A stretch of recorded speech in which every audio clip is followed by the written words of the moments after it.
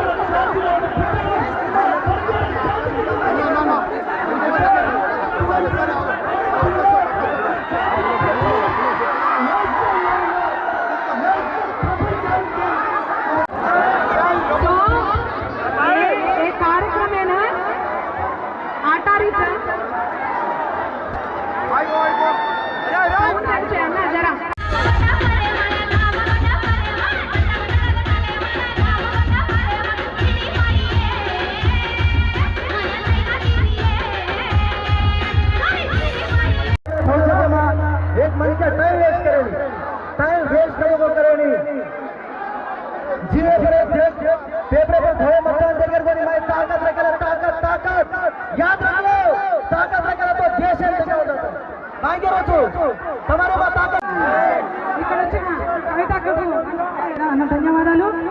మీరందరూ సహకరిస్తే బాగుంటుంది. స్టేజ్ మీద ఇట్లా చేయడం బాగుండదు. మనం కూడా ఇట్లా చేస్తామండి. ఇక్కడ ఉన్న ప్రాబ్లం ఈ తీజ్ పండుగ ఏంటంటే తరతరాలు 7 తరాలకి వస్తున్న తీజ్ పండుగ అయితే కొన్ని జిల్లాల్లో చేస్తారు, కొన్ని జిల్లాల్లో చేస్తలేము. కాబట్టి ఇక్కడ కూడా 3 సంవత్సరాలకు ఒకసారి చేస్తుంది, కానీ వాడు బయటగా చేస్తుంది. సింగరేణి కాలనీ కట్టుకొని 30 సంవత్సరాలండి, కానీ తాగడానికి ఇప్పుడు డ్రమ్ములలో నీళ్ళు తాగుతున్నాం. నీళ్ళ సహకారం ఇది కదా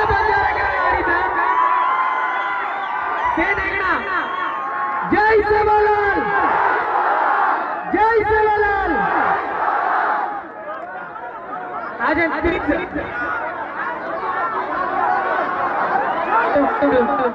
డైరెక్ట్ మాట్లాడగా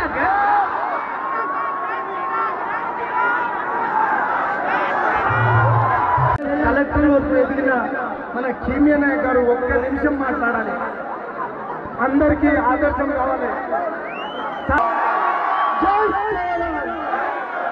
అదేవిధంగా మన కిసాన్ దేవరకొండ ప్రాంతం ఎప్పటికీ కానీ ఆపద వస్తే ఆదుకునే ఈ రోజు మన ముందుకు వచ్చారు. వారికి కూడా స్వాగతం సుస్వాగతం. గట్టిగా చేస్తాము.